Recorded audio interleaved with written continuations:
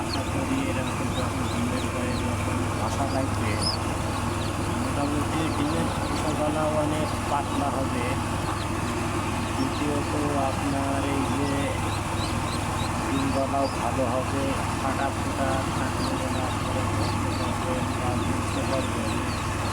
আমি অনেকেই শুনছি যে ইউটিউবে যারা বক্তব্য দেয়, ইউটিউবে দেখি খালি লাভ আর লাভ। ফেসবুকে এসে দেখি যে সবাই বলে পাখির জগৎ, হাঁস মুরগি ইনকিউবেটর জগৎ, লস আর লস। কিন্তু আমি বিষয়টা মেনে নিতে পারছি না। কিন্তু আমার হাতে এখন অনেকগুলো বাচ্চা দেখা যাচ্ছে।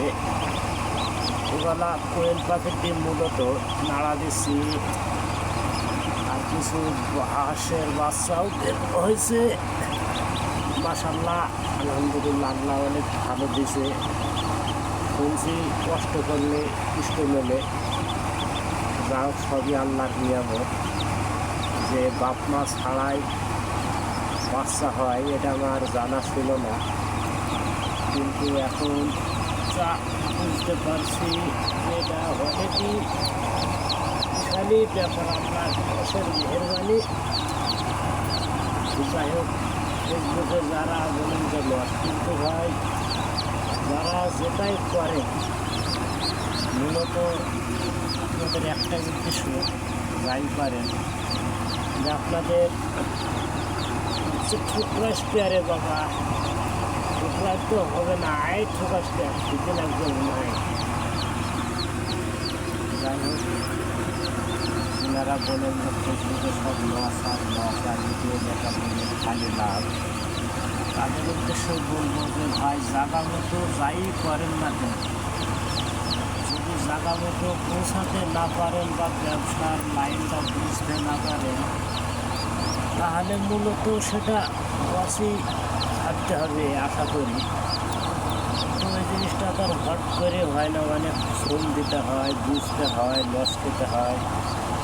তারপরে আপনাদের এইবেলা কতদূর পর্যন্ত যাওয়া লাগে। আমি যাই হোক কত কিছু বলবো না, আমি একটা কথা বলবো খালি, ভাই যাই পালেন সবটাতে লাভ। কিন্তু ভাই যদি বুঝতে না পারেন, আর বুঝতে না পারলে পারে সেটা ভাই কখনোই সম্ভব না। অসম্ভবের সামনে খালি এটা ভাই। যাই হোক, মূলত আমার আজকের ভিডিও এই পর্যন্তই আমি শেষ করছি। আসসালামু আলাইকুম। ভাইরা অনেক দোয়া করবেন, আশা করি আপনারাও।